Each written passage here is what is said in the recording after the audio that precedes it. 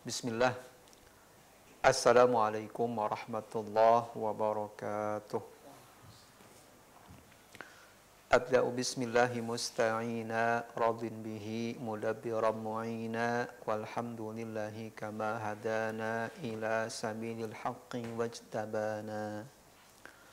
Ahmaduhu subhanahu wa ashkuruh wa min masawi amali astaghfiruh wa asta'inuhu ala nailir ridha wa astamiddu lutfahu fima qada wa ba'd fa inni bil yaqini ashhad syahadatal ikhlasi alla yu'bad bil haqqi ma'luhun siwar rahmani man jalla an aibin wa an nuqsani wa anna khaira khalqihi Muhammada man ja'ana bil bayyinati wal huda rasuluhu ila jami'il khalqi bin nuri wal huda wa dinil haqqi salla alaihi rabbuna wa majjada wal ali was sahbi wa man sarmada.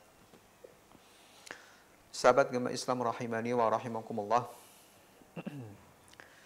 Puji dan syukur senantiasa kita panjatkan kehadirat Allah Subhanahu wa taala yang mana berkah limpah rahmah serta hidayahnya. Alhamdulillah di siang menjelang sore ini kita masih bisa meneruskan pembahasan yang tertunda pada pertemuan sebelumnya,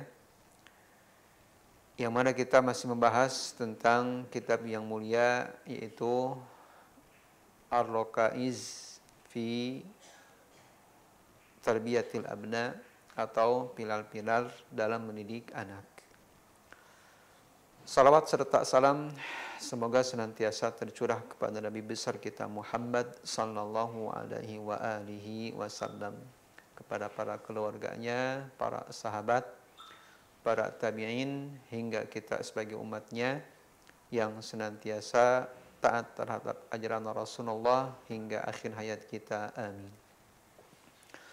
Sahabat agama Islam rahimani wa rahimakumullah, dan juga para pendengar setia Radio Riyadul Jannah dimanapun antum berada, kita telah bahas kurang lebih 5 poin besar dari 8 pilar mendidik anak, yang mana yang pertama yang merupakan pilar terpenting dalam menentukan kesuksesan sebuah keluarga, terutama dalam mendidik anak, adalah memilih calon pasangan yang salihah.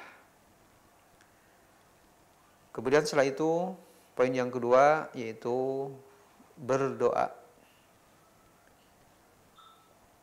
Berdoa yaitu mohon kepada Allah diberikan dzurriyyah atau yang belum menikah istri yang salehah, dan yang udah menikah meminta kepada Allah diberikan keturunan yang saleh dan salihah.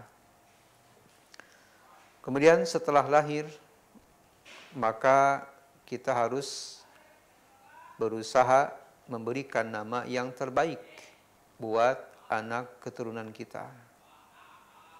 Karena di antara kelebihan kenapa kita harus memilih nama yang baik, karena bisa jadi nama yang kita berikan kepada anak-anak kita itu merupakan sebagian daripada doa daripada orang tuanya. Kemudian yang keempat yaitu setelah kita memiliki anak, maka harus sikap adil terhadap anak-anak kita, yang mana sikap adil tersebut akan menimbulkan atau akan membuahkan kasih sayang di antara keluarga, terutama di antara saudara-saudaranya, yang bagi mereka yang sudah memiliki banyak anak, dan yang terpenting bahwa akan menjadikan bakti atau mudahnya bakti seorang anak kepada orang tuanya. Kemudian yang terakhir yang pertemuan sebelumnya kita bahas yaitu ar-rifqu war-rahmah, yaitu sikap lemah lembut dan kasih sayang dalam mendidik keluarga. Sahabat gemah Islam rahimani wa rahimakumullah. Kemudian poin berikutnya yang keenam dari 8 pilar mendidik anak, yaitu al-mudawamatu 'alan nushi wat tawjih. Itu senantiasa memberikan nasihat dan pengarahan. Sahabat gemah Islam rahimani wa rahimakumullah, memberikan nasihat dan pengarahan ini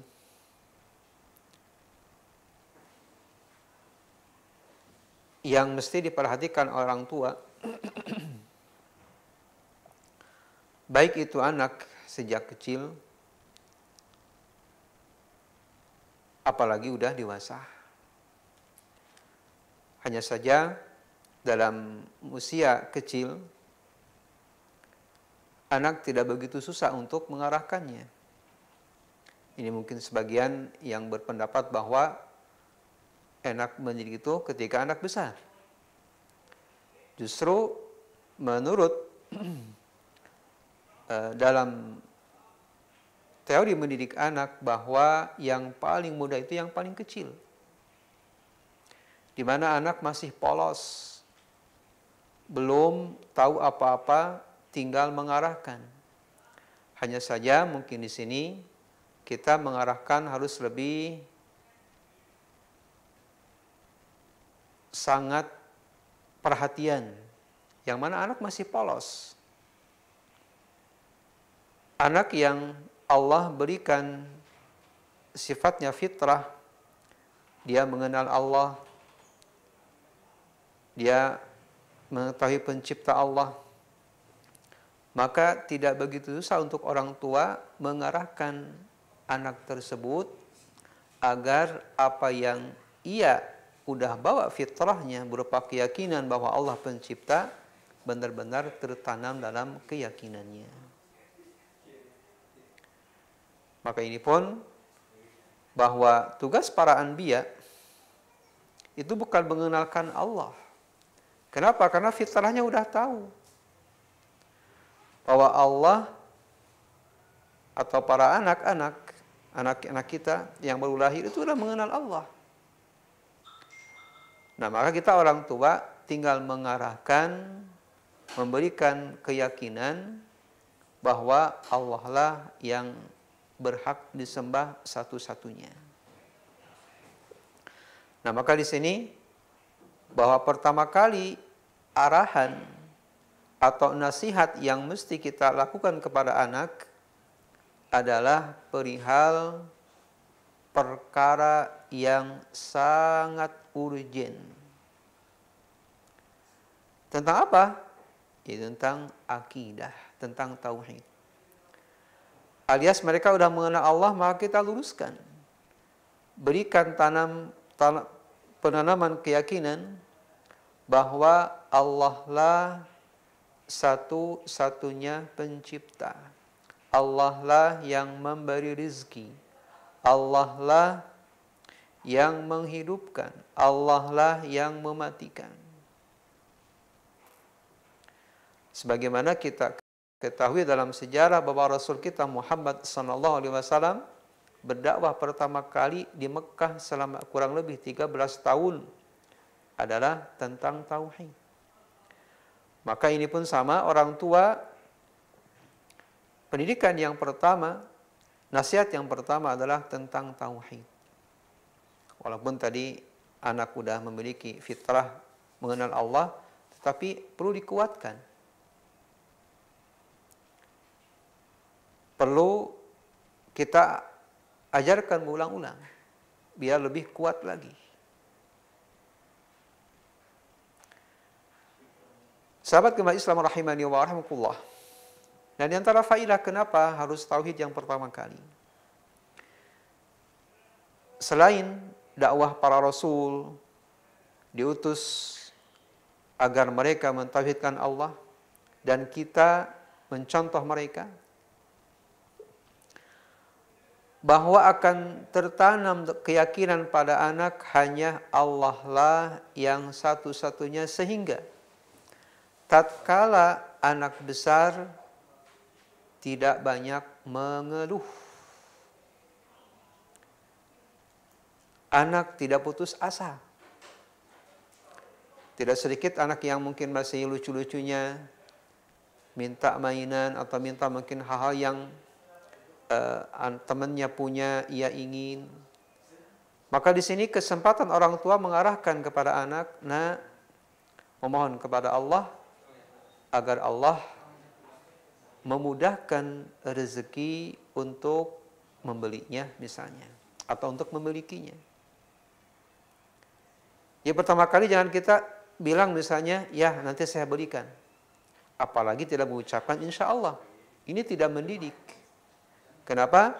Karena tatkala misalnya kita tidak ada, orang tua tidak ada, anak akan mengeluh. Bapak, kalau ada bapak, saya akan begini. Kalau ada ibu, saya akan terbeli ini. Dan lain sebagainya.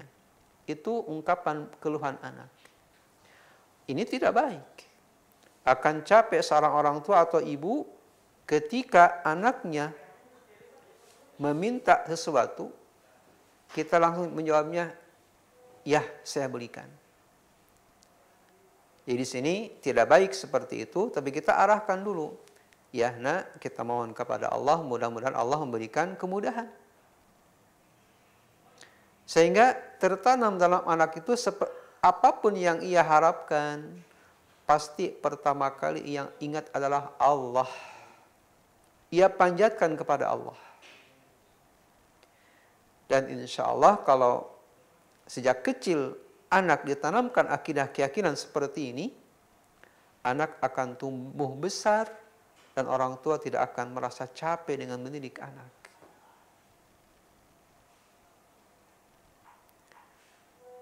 Dan contoh yang kita mungkin rasakan di zaman sekarang, atau mungkin zaman sebelumnya pasti mengalaminya, di mana anak itu penakut. Anak itu takut terutama misalnya kepada kondisi yang horor, apalagi kepada yang sudah meninggal. Pertanyaan, kok kenapa anak kecil itu bisa takut dengan yang horor-horor, takut dengan yang meninggal, takut dengan kuburan, dan lain sebagainya. Maka di sini kita harus introspeksi diri bahwa kita tidak bisa menyalahkan kepada anak penakut, takut dengan yang meninggal, takut dengan yang horor. Ini tiada lain adalah karena salahnya pendidikan sejak kecil. Anak kalau rewel, anak kalau misalnya ingin sesuatu, kita takut-takutin. Kita bilang misalnya, tuh ada yang meninggal, nanti akan gentayangan. Atau misalnya anak rewel, kita arahkan untuk naudzubillah meminta kepada yang lain misalnya. Apalagi yang diminta itu tidak bisa untuk melakukannya, maka itu nggak boleh.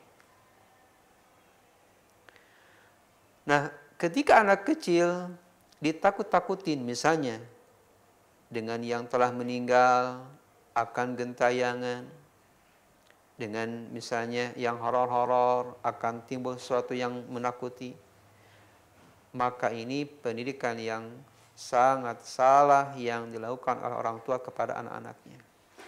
Maka di sini lihat bahwa Syekh rahimahullah, Syekh hafizahullah taala menjelaskan bahwa pertama kali yang harus kita lakukan dalam hal menasihati dan mengarahkan anak adalah tentang aqaid diniyah, keyakinan dalam agamanya.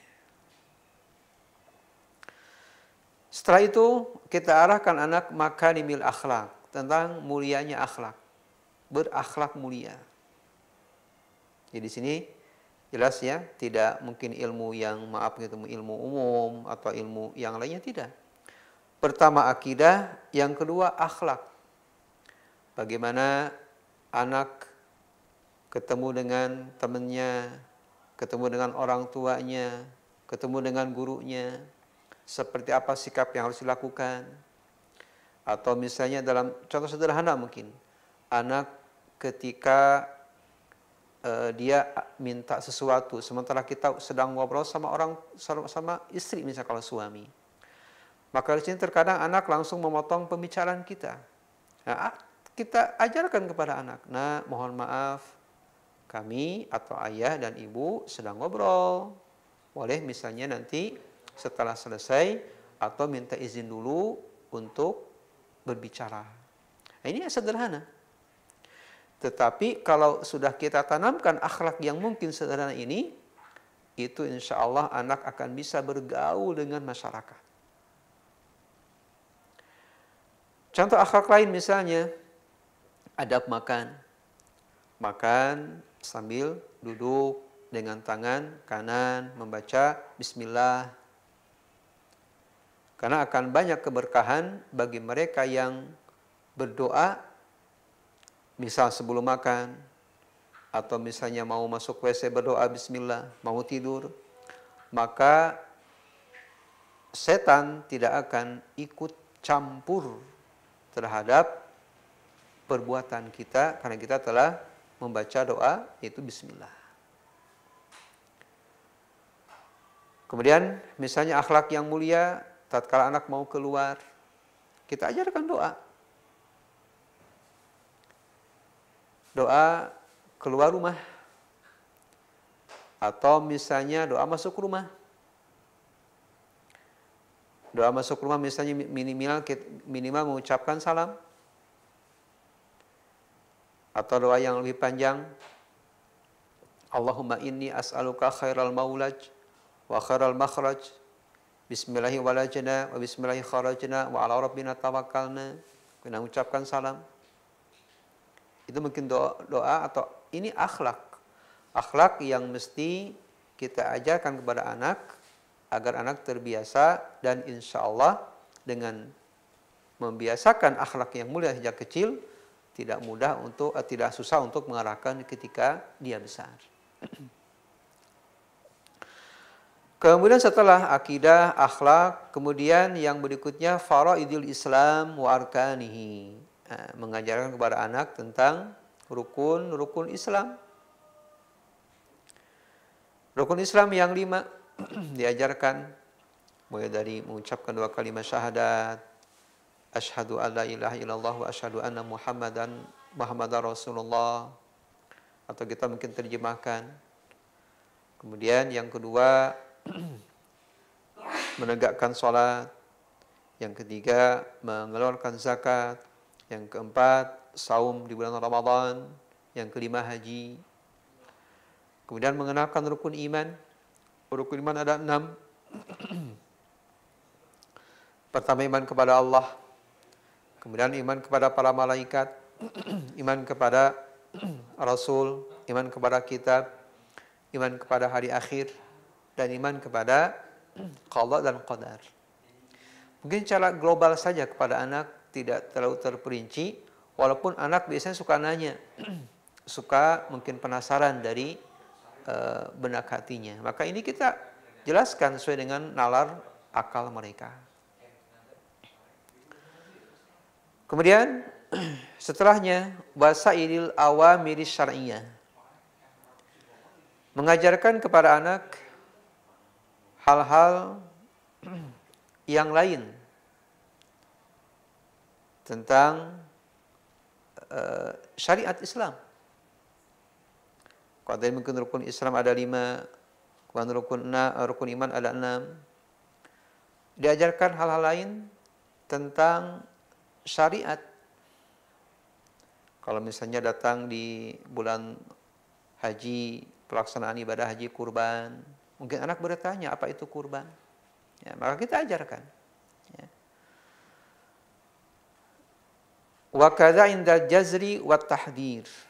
Dan begitu juga kita mengajarkan kepada anak tentang larangan dan peringatan. Larangan misalnya mengkonsumsi narkoba. Karena terkadang mungkin anak tidak tahu, maka kita kasih tahu. Atau mungkin sederhana ketika anak sejak kecil, anak diajarkan menutup aurat. Ini rahasia yang paling jitu untuk mengenalkan kepada anak agar anak menjaga aurat ketika besar. Diajarkan kepada anak apa yang tidak boleh selain kita melihatnya, apa yang harus ditutup agar tidak terlihat oleh yang bukan mahram. Maka insya Allah kalau anak sudah dibiasakan sejak kecil, anak akan merasa malu kalau misalnya auratnya terbuka.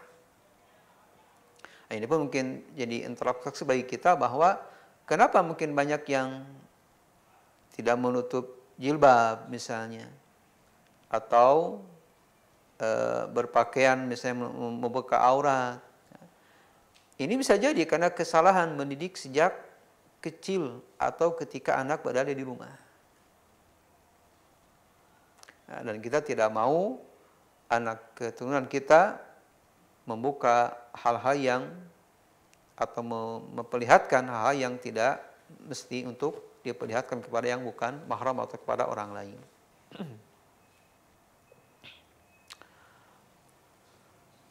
Sahabat jemaah Islam rahimani wa rahimakumullah.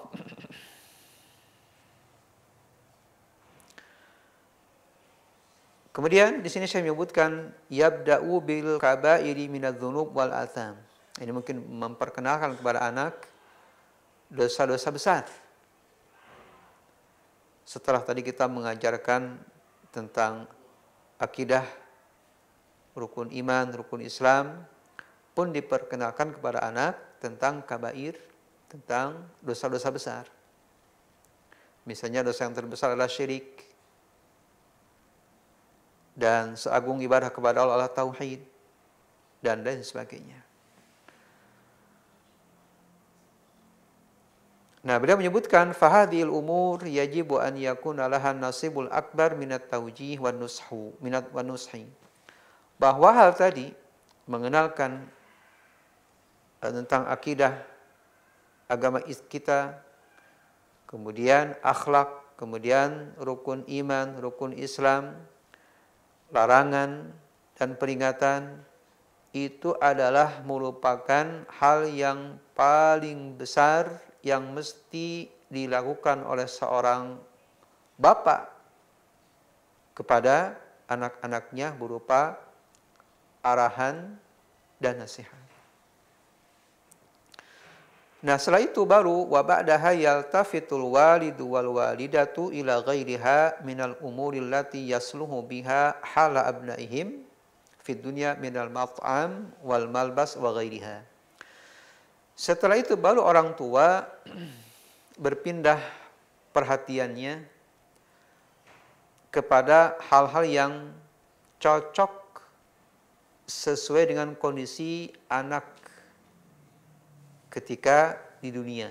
Maksudnya ya kalau usia kecil dikasih makanan yang akan merangsang untuk pertumbuhannya cepat besar, sehat, ya minimal terpenuhi 4 sehat 5 sempurna.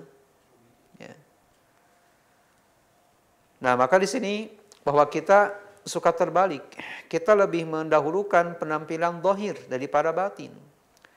Alias anak, ini bukan salah juga ya. Anak kita berikan hal-hal yang mungkin termahal, tercanggih.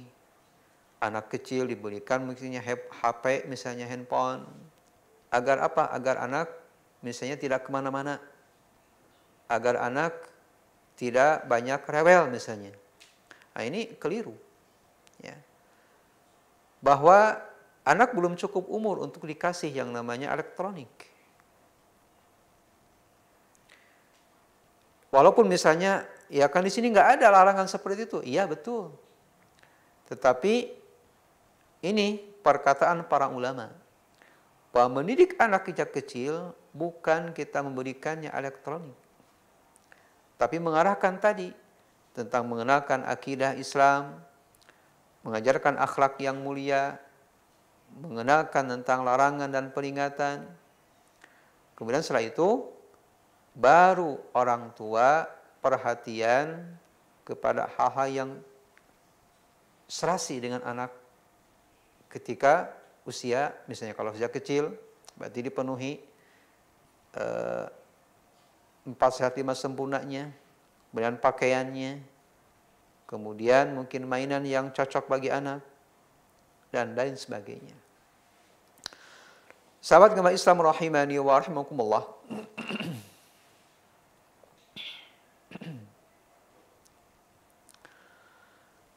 Nah, kemudian mu'alif hafizahullah ta'ala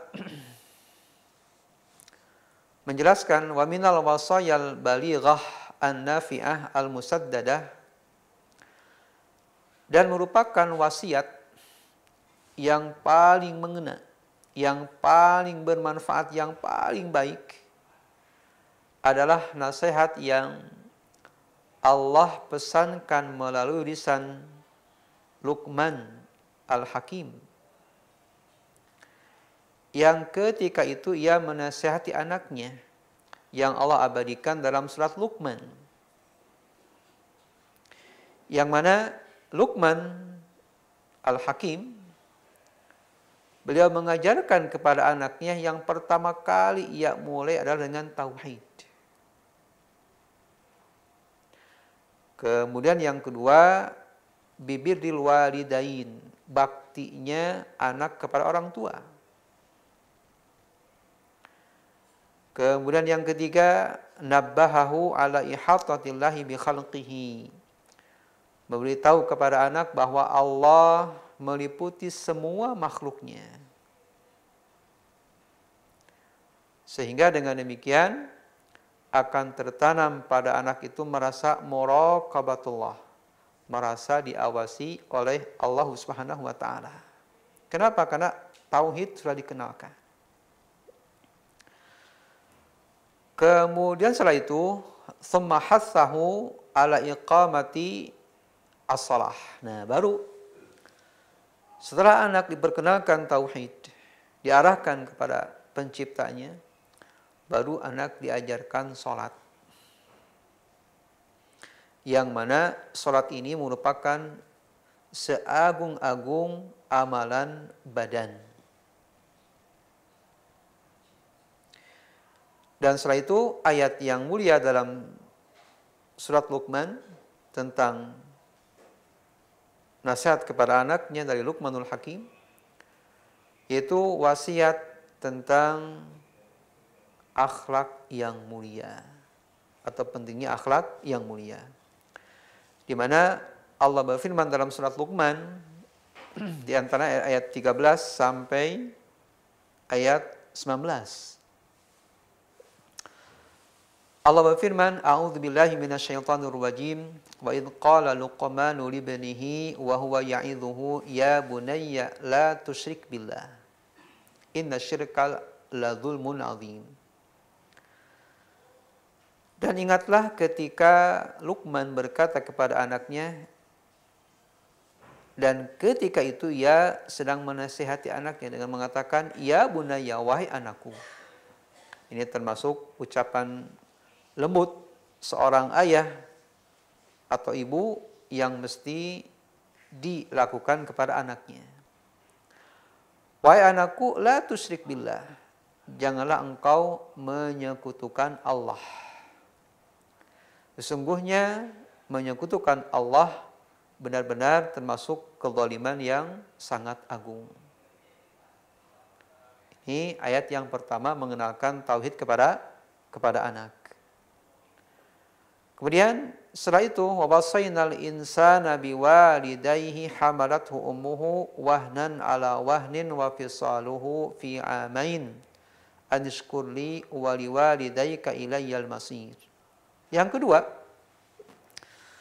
mengajarkan kepada anak agar anak berbakti kepada kedua orang tuanya, yang mana ibunya telah mengambilnya, telah mengandungnya kurang lebih 2 tahun, yang mana dalam kandungan wahnan ala wahnin, kesulitan di atas kesulitan atau kelemahan di atas kelemahan. Mulai dari mungkin ibu hamil muda, muntah-muntah, segala mau, kalaupun udah ada paling hanya dilihat, kalaupun dimakan muntah lagi. Mulai dari awal hamil muda, penuh kesulitan. Kemudian besar, perut ibu pun membesar sampai 9 bulan. Kemudian lahir pun dengan penuh perjuangan antara hidup dan mati untuk anaknya agar selamat. Maka kalau kita teringat kisah ini, kita merupakan bakti kita diantaranya adalah mendoakan orang tua kita, mendoakan ibu kita. Semoga Allah kalau yang masih hidup, Allah memberikan kesehatan, Allah memberikan keberkahan dalam sisa usianya. Kalaupun sudah meninggal, semoga Allah mengampuni dosanya dan melampangkan kuburannya. Amin. Nah, kita perkenalkan kepada anak bahwa anak asalnya dikandung dalam perut ibu kurang lebih 2 tahun, kemudian kurang lebih 9 bulan, ya. Kemudian wa fisalhu fi amain, kemudian disusui selama 2 tahun. Yang mana anak kurang lebih disusuin mungkin 2 tahun, kemudian hamil dalam perut 9 bulan, ya kurang lebih 30 bulan atau lebih, ya anak senantiasa dalam dampingan ibunya. Maka oleh karena itu, anishkurli wali walidaik wa ilayyal masir. Kata Allah, maka bersyukurlah kepadaku, kata Allah. Kemudian setelah itu bersyukur kepada kedua orang tuamu dan kepadakulah engkau kembali atau tempat kembali. Kemudian dalam ayat yang berikutnya, ayat 15, bahwa Allah SWT memperingatkan kepada anak-anak yang ketika mungkin udah besar, udah bisa memilah dan memilih, wa in jahadaka ala an tusyrika bima laysa laka bihi ilm fala tuti'huma. Apabila kedua orang tuamu memaksamu untuk menyekutukanku, kata Allah, sedangkan engkau tidak ada ilmu tentang hal tersebut, fala tuti'huma, maka janganlah engkau mentaatinya. Tetapi ketika orang tua itu masih hidup di dunia, tetap seorang anak harus berbakti, berbuat baik kepada kedua orang tua, walaupun orang tua tersebut memerintahkan kepada keburukan, itu kesyirikan. Wa sahibhuma fi dunya ma'rufa, dan berakhlak baiklah, temanilah kedua orang tuamu di dunia dengan cara yang baik. Wattabi' sabila man anaba ilayya, dan ikutilah jalan orang-orang yang kembali kepadaku. Thumma ilayya marji'ukum faunabbi'ukum bima kuntum ta'malun, kemudian kepadakulah tempat engkau kembali, dan aku akan mengabarkan kepada engkau, kepada kalian dengan apa-apa yang telah kalian kerjakan. Kemudian dalam ayat yang 16 mengajarkan kepada anak bahwa apapun yang dikerjakan oleh kita di dunia ini, walaupun sebesar biji sawi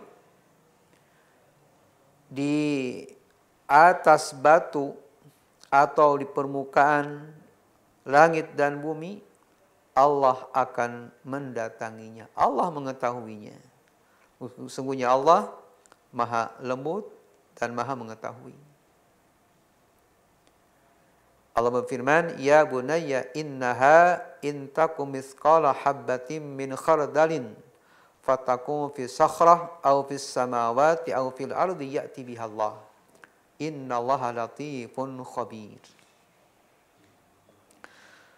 Kemudian dalam ayat 17 Allah mengajarkan kepada Luqman, dan Luqman mengajarkan kepada anaknya ketika itu agar mengerjakan sholat. Ya bunayya aqimis sholah, kerjakanlah sholat. Wa'mur bil ma'ruf wanha 'anil munkar. Perintah kepada yang ma'ruf dan laranglah dari yang munkar. Wasbir ala ma asabak, dan bersabarlah atas apa yang menimpamu. Inna dzalika min azmil umur, itu adalah sebaik-baik perkara. Kemudian dalam penutup nasihat Luqman kepada anaknya mengajarkan bahwa janganlah seorang anak itu berjalan di muka bumi dengan angkuh, dengan sombong. Karena yang berhak sombong, berhak angkuh siapa? Allah. Nah, ini pun diajarkan kepada anak, biar anak ketika dia anak mungkin bisa melakukan sesuatu, ajarkan bahwa yang berhak sombong, yang berhak angkuh, yang berhak bangga itu hanya Allah. Kita sebagai manusia tidak berhak untuk merasa bangga, merasa sombong, merasa angkuh.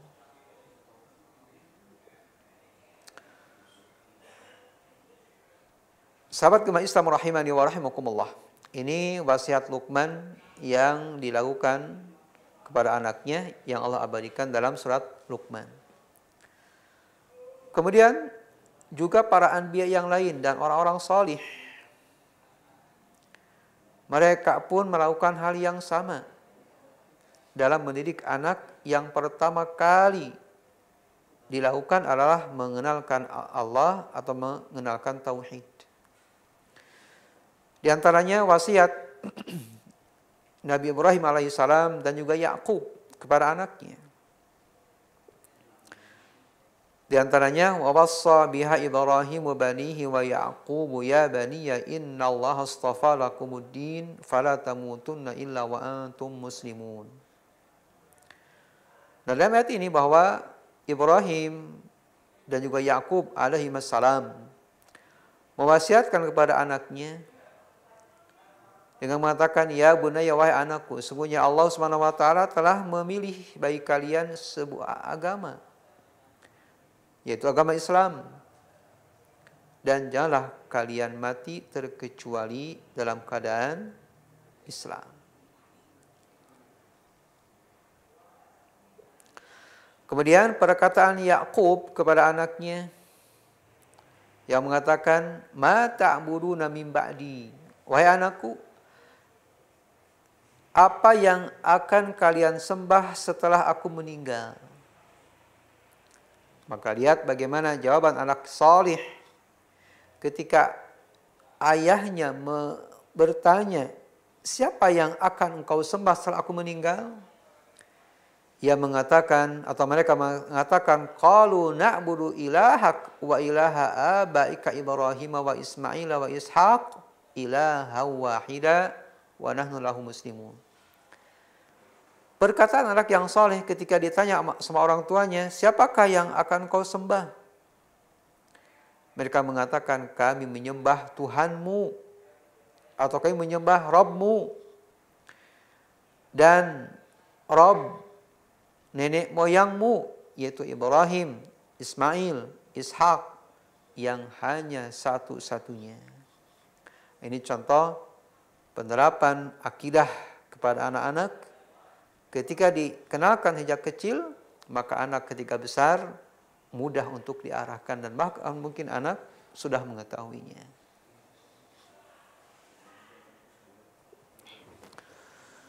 Sahabat gemah Islam rahimani wa rahimakumullah.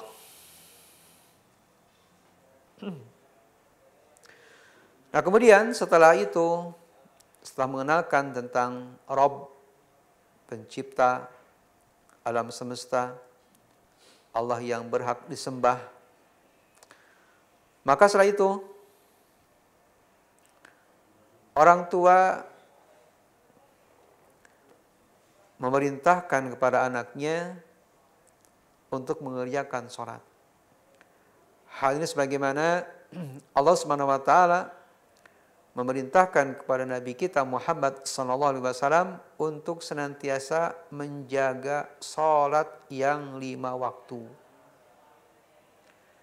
Maka Allah memerintah Nabi kita Muhammad SAW untuk mengerjakan salat, maka Nabi kita memerintahkan kepada kita untuk mengerjakan salat yang 5 waktu. Dengan mengatakan wa'mur ahlaka bis-shalah wastabir 'alaiha, dan perintahlah keluargamu untuk menegakkan salat dan bersabar atasnya. Ini bersabar kenapa? Karena ya nama juga anak-anak. Kalau kita tidak ada kesabaran dalam mengarahkannya tentu tidak akan berhasil. Karena anak ya pertama anak belum wajib, hanya kita kenalkan. Agar anak ketika besar sudah terbiasa. Dan di antara hal yang mesti kita lakukan tatkala kita mengajarkan anak kepada sholat, diajarkan sholat yang benar. Mulai dari berwudu, bagaimana wudunya agar sah sholatnya. Kemudian setelah ia rajin sholat, maka arahkan bagaimana sholatnya yang benar. Nah, maka di sini tuntutan seorang orang tua atau ibu bahwa harus belajar. Bagaimana kita akan mengajarkan kepada anak tata cara wudu yang benar, tata cara sholat yang benar, kalau orang tuanya tidak belajar atau tidak bisa. Nah, maka di sini orang tua harus mengetahui terlebih dahulu.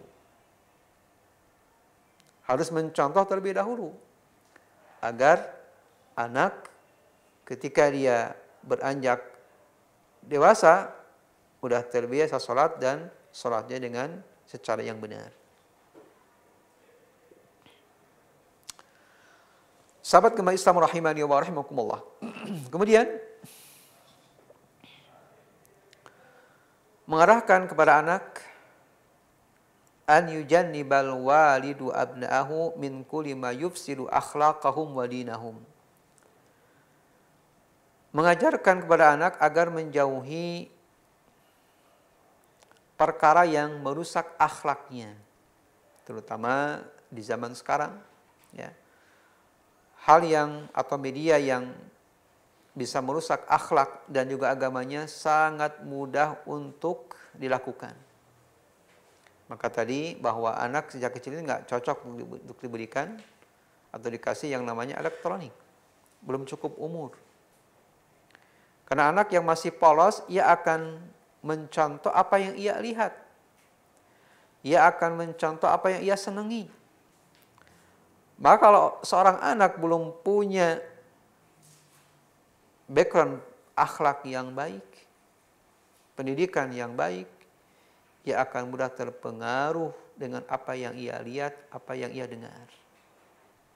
Maka di sini orang tua tidak boleh, saya menyebutkan sama al-aghani, mempendengarkan musik di antaranya.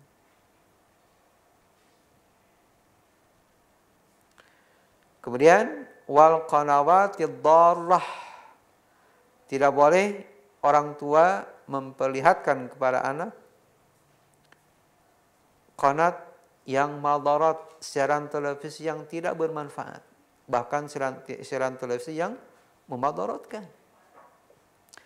Contohnya, kita akan mengetahui film horor. Kalau dulu mungkin ya, dulu di TV, ya, terkenal biasanya malam Jumat. Ya, setiap malam Jumat itu nggak tahu dipertontonkan film horor, sehingga tertanam dalam anak itu takut dengan yang namanya horor, kuntilanak, bah jamrong. Dari mana mengelak itu? Dari media. Media yang menayangkan tayangan yang 99% dusta, 1% bohong. Nggak ada kenyataannya. Tetapi anak yang masih polos, ia merekam semua itu. Maka anak ya jangan disalahkan ketika besar, bahkan sampai tua takut yang namanya kuntilanak, bah jamrong, ruh yang gentayangan. Padahal itu semua tidak ada pada kenyataannya.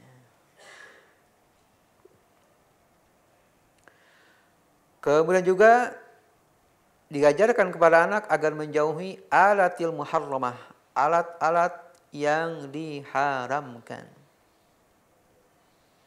Ya, contohnya alat musik, ya, nggak boleh.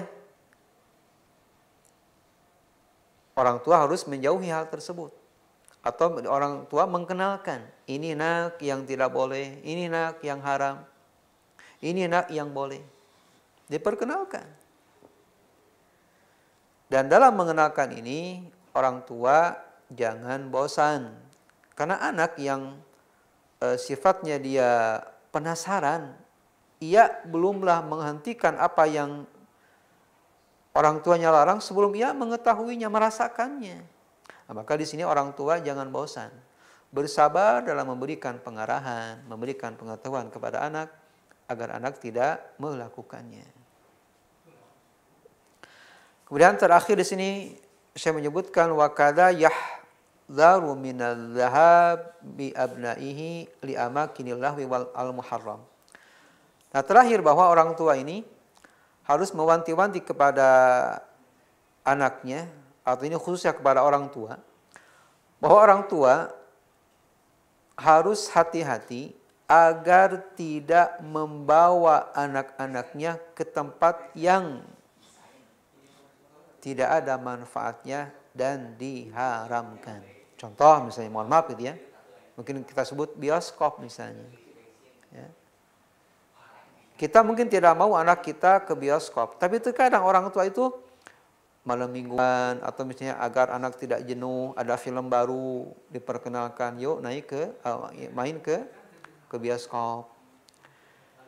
Niat orang tua baik memang, menghilangkan kejenuhan agar anak dekat dengan orang tua, tetapi manfaatnya sangat sedikit. Dan kita nggak mau misalnya anak-anak kita nonton ke bioskop di luar pantauan kita. Kenapa? Karena kita udah mengenalkan. Walaupun kita alasannya iya kan dulu sama orang tua, sama saya didampingi, iya. Tetapi anak bisa aja ketika dia besar karena dikenalkan, jadi tahu. Maka di sini hal yang seperti ini di sini saya menyebutkan mewanti-wanti agar orang tua tidak membawanya anak bermain ke tempat-tempat yang tidak ada manfaatnya. Sahabat gemar Islam rahimani wa rahimakumullah. Kemudian tambahan dari poin yang ke-6 ini,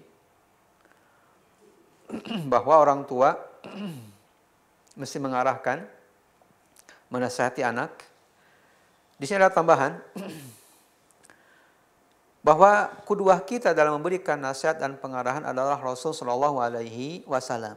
Maka di sini ada beberapa contoh bagaimana Rasul kita Muhammad Shallallahu Alaihi Wasallam memberikan nasihat dan mengarahkan kepada para sahabatnya dahulu.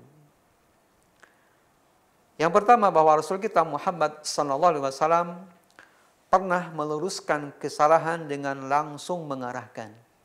Jadi ketika anak melakukan kesalahan, langsung amar ma'ruf nahi munkar.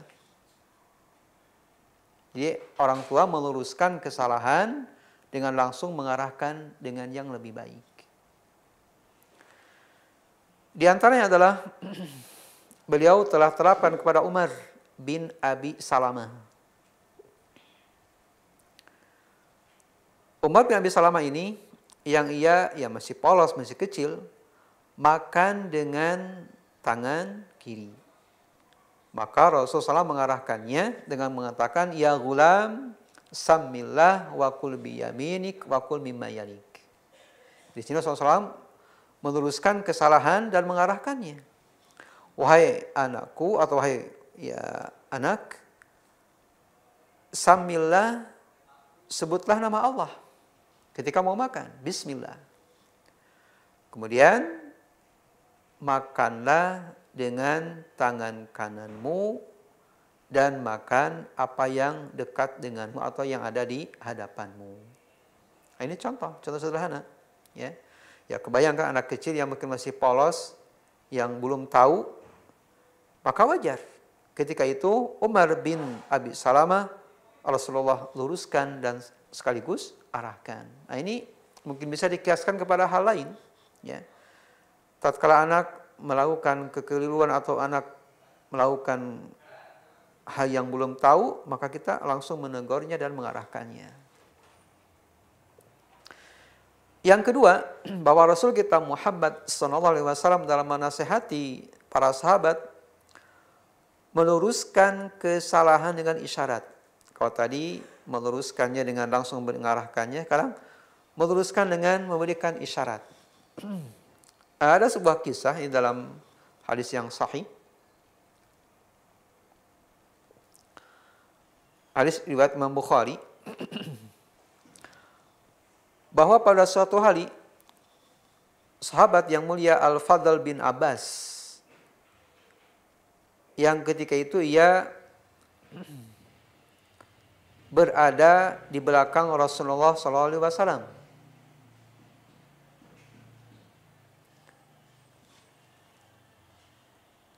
Nah, ini kalau nggak salah dalam tunggangan ya kisahnya. Di sini nggak disebutkan secara lengkap. Bahwa Al-Fadl bin Abbas ini berada di belakang Rasulullah SAW dalam tunggangan. Nah, kemudian datanglah seorang perempuan dari suku Khatham. Seorang perempuan dari suku Khatham yang terkenal cantik-cantik. Kulit putih, hidungnya mancung, ya seperti itulah orang-orang Eropa sana ya, atau ya ketika itu zaman Rasulullah SAW. Nah, maka Al-Fadl bin Abbas, seorang yang ya normal gitu ya, ketika melihat kecantikan seorang wanita dari suku Khatham ini, otomatis matanya meliriknya dan melirik terus gitu ya. Maka Rasulullah SAW langsung mengarahkan pandangan Al-Fadl bin Abbas ke arah yang lain. Agar Al-Fadl bin Abbas ini tidak terus melihat paras wanita yang cantik. Nah, maka di sini bahwa sikap Rasulullah SAW dengan memegang dagu Al-Fadl lalu memalingkan wajahnya agar Al-Fadl bin Abbas ini ia tidak terjerumus kepada yang namanya dosa. Ya. Ini Rasulullah tidak berbicara tapi dengan isyarat, ya, isyarat tangan, itu memegang dagunya, memalingkan ke arah yang agar ia tidak bisa terus memandang kecantikan wanita tersebut. Nah, itu mungkin bisa juga dikiaskan kepada kita zaman sekarang dalam mendidik anak kita. Yang ketiga, bahwa Rasulullah SAW pernah meluruskan kesalahan dengan teguran yang keras. Alias ini tingkatan yang ketiga gitu ya. Telah tadi meluruskannya dengan mengarahkan yang pertama, yang kedua dengan isyarat, yang ketiga dengan teguran yang keras. Ini pernah Rasulullah SAW lakukan kepada sahabat Abu Dzar. Semoga Allah ridha dan meridainya. Yang mana Rasul mengatakan, bersabda kepada Abu Dzar, "Ya Abu Dzar, a'ayartahu bi ummi? Innaka mru'um fika jahiliyah." Wahai Abu Dzar, apakah engkau mencela dengan kejelekan ibunya? Wahai Abu Dzar, apakah engkau mencelanya dengan kejelekan ibunya? Sesungguhnya engkau adalah lelaki yang pada dirimu masih terdapat sifat jahiliyah. Nah, Nabi SAW ketika itu mencela atau bukan mencela ya, mengarahkan dengan keras kepada Abu Dzar, karena sikap Abu Dzar ketika itu ya bisa dibilang mungkin melakukan hal yang seharusnya tidak boleh dilakukan. Maka Rasul langsung dengan tegas mengarahkan ketika itu. Kemudian juga bahwa Rasul SAW pernah mengambil cincin emas yang dipakai oleh sahabatnya. Jadi Rasul tidak banyak berbicara karena mungkin sebelumnya udah dikasih tahu sebelumnya, kemungkinan ya. Rasul memberitahu laki-laki tidak boleh memakai emas. Kemudian orang ini ketahuan memakai emas sementara ia udah tahu.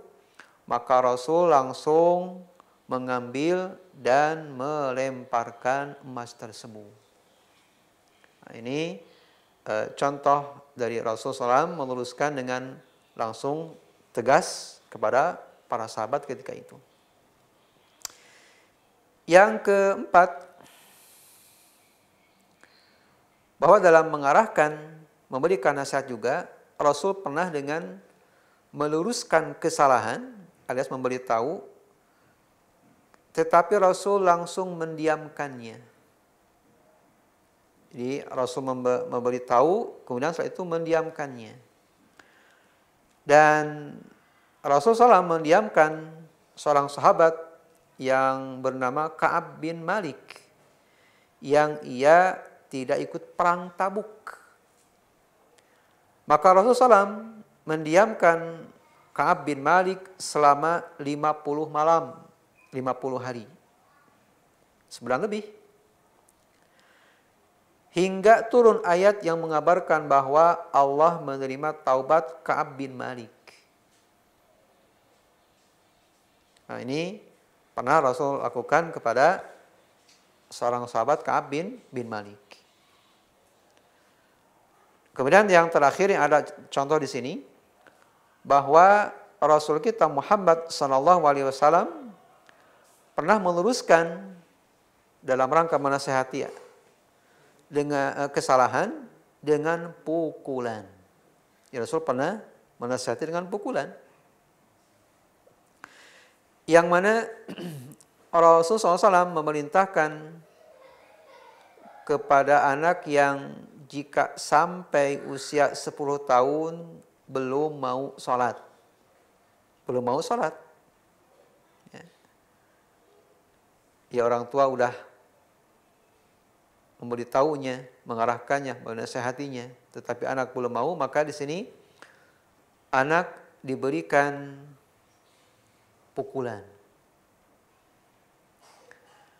Nah, akan tetapi dalam memukul anak yang tidak mau sholat, ini tidak ya, bukan mungkin anaknya menunda-nunda ya, tapi tidak sama sekali anak tidak mau sholat. Nah, maka dalam memukul anak ini harus diperhatikan adab-adabnya atau syarat-syaratnya dalam memukul anak karena tidak mau sholat. Yang pertama, boleh memukul jika cara-cara yang sebelumnya disebutkan telah diterapkan. Jadi pertama menasehati tentunya, memberitahu, mengarahkan. Nah, kalau anak ngeyel, tidak mau, nah baru diberikan pukulan. Tetapi memukulnya tidak boleh ketika kemarahan memuncak. Ya, orang tua kalau lagi marah, jangan memukul. Karena pasti itu di luar kontrol. Jadi kalau sedang emosi, jangan memukul. Karena dipastikan akibatnya akan fatal kalau kita memukul dalam keadaan emosi. Berarti ketika kita memukul, diusahakan dalam kita hati tenang. Dan memukulnya bukan memukul seperti memukul misalnya hewan yang mungkin kita benci, enggak. Ya. Kemudian jangan memukul di wajah, perut dan dada. Nah, tidak memukul muka, perut dan dada. Kemudian adab yang keempat, jika baru sekali anak melakukan kesalahan alias tidak mau sholat misalnya, tidak langsung dipukul tapi diberikan kesempatan untuk bertaubat atau berjanji minimal. Tidak melakukannya kembali atau ia berikutnya ia mau segera melakukan sholat misalnya. Nah, kemudian adab yang kelima dalam memukul ini, pukulan pertama pada anak yang belum balik hendaknya tidak keras. Ya, dengan sayang memukulnya. Ya. Kemudian untuk awal hanya sekali, kemudian atau 2 kali pukulan, dan pukulannya pun di bagian kaki atau tangan. Berarti hanya 2 tempat aja yang diperbolehkan mukul tangan, dengan sayang mukulnya kemudian bagian kaki.